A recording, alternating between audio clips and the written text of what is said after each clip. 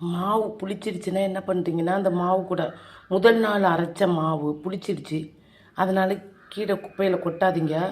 என்ன செய்யணுன்னா, அந்த மாவில் கொஞ்சம் வெல்லம், ஒரு வாழைப்பழம், ரவா, தேங்காய் இதெல்லாம் மிக்சியில் போட்டு ஒரு அரைச்சிட்டு அந்த மாவு கூட கலந்து புளிச்ச மாவு கூட நீங்கள் தோசைக்கல்லில் ஊற்றி ஆப்பம் மாரியும் செய்யலாம், இல்லை இந்த குழி பணியாரம் மாரி செய்யலாம். நீங்கள் தோசை மாதிரியே ஊற்றுங்க.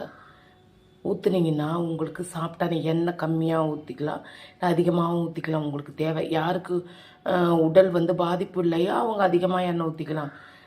உடல் பாதிப்பு ப்ரெஷர் உள்ளவங்க கொஞ்சமாக கம்மியாக ஊற்றி இதை பாருங்கள். சாப்பிட்டான ஒரு ஆப்பம் இங்கே பாருங்கள், சாப்பிட்டான ஆப்பம் உங்களுக்கு கிடைக்கும். மாவை புளிச்ச மாவு அது பாக்டீரியா தான், புளிச்சிருந்தால் அது குட் பாக்டீரியா. ரொம்ப நாள் கழிச்சிருந்தால் அது சளி பிடிக்கும். அதனால தான் நம்ம வந்து அதை மாட்டுக்கிட்ட ஊற்றிடணும். நீங்கள் வந்து இந்த மாதிரி செஞ்சு சாப்பிட்டீங்கன்னா அது சூப்பராக இருக்கும். இங்கே பாருங்கள்,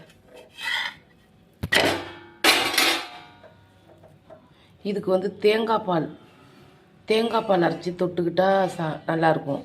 ஏன்னா இதில் வெல்லம் போடுறதுனால வெல்லம், ரவை, தேங்காய், வாழைப்பழம் நம்ம வீட்டில் வந்துட்டு படைச்சிட்டு மீறுற இந்த பொருளை போட்டு மிக்சியில் அரைச்சி அந்த புளிச்ச மாவில் ஊற்றி மிக்ஸ் பண்ணி அதை தோசைக்கல்லில் ஊற்றி இந்த மாதிரி எடுத்தால் இங்கே பாருங்கள், சாப்பிட்டான ஒரு ஆப்பம் வருது பாருங்கள்.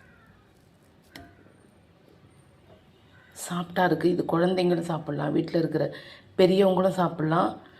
இதனால் உடலுக்கு வந்து எந்த கெடுதலும் வராது. ஒரு நாள் புளிச்சிட்டா அந்த மாவில் வந்து பாக்டீரியா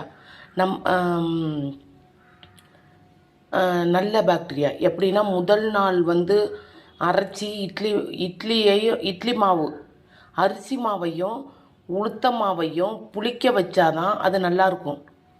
உடனே அரைச்சி சாப்பிட்டோன்னா அது நல்லா இருக்காது.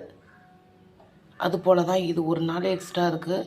அந்த புளிப்பு சுவை மாறுறதுக்காக தான் இவ்வளோதான் கலந்துக்கணும். இவ்வளோதே கலந்து நம்ம ஊற்றினோன்னா ரொம்ப நல்லாயிருக்கும். சாப்பிட்டு பாருங்கள். நல்லா இருந்ததுன்னா கமெண்ட் கொடுங்க. யாராவது இருந்தாக்கா அதுக்கு நீங்கள் சப்ஸ்கிரைப் பண்ணுங்கள், ஷேர் பண்ணுங்கள். இது பயனுள்ளதாக இருக்கும். இன்றைக்கி விற்கிற விலைவாசிக்கு இது ரொம்ப பயனுள்ளதாக இருக்கும். நீங்கள் வந்து இதை யூஸ் பண்ணி பாருங்கள். இப்படி நன்றி, வணக்கம்.